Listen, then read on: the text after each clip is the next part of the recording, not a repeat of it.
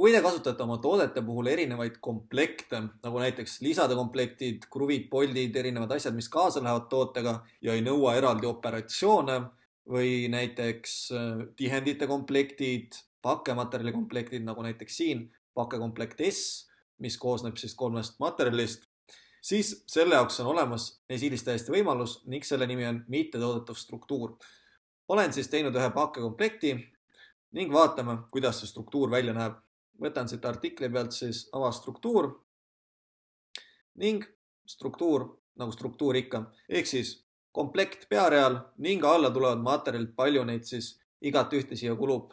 Üks karp, 0,25 ühikut rulli ja siis 2 etiketti, selline komplekt ning oluline on see, et siia üles tuleb panna siis mittetoodetav struktuurne toode linnukene peale.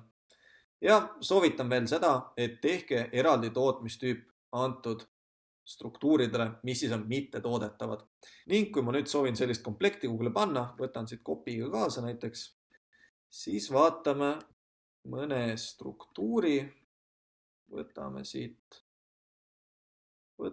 näiteks selle esimese, paneme sellele külge. Ja selle mõte nüüd on see, et saame palju kiiremalt 3 materjali siia struktuurile juurde pandud ja panen, et kulub üks ühe ühiku kohta. Ehk siis kiiresti arvutatakse ära ja ei pidanud 3 rida lisama siia struktuurile. Nüüd, kui meil on selline struktuur ja vaatame tootmisvajadust, siis tekib meil tootmisvajadus mitte pakkekomplektile, vaid nendele materjalidele, mis selles komplektis siis sees on. Ja olen siis ühe müügitellimuse teinud ja vaatame siis, milline tootmisvajadus välja näeb. Artikkel, see sama, kuhu me panime selle komplekti külge ja 100 ühikut siis meil seda on vaja.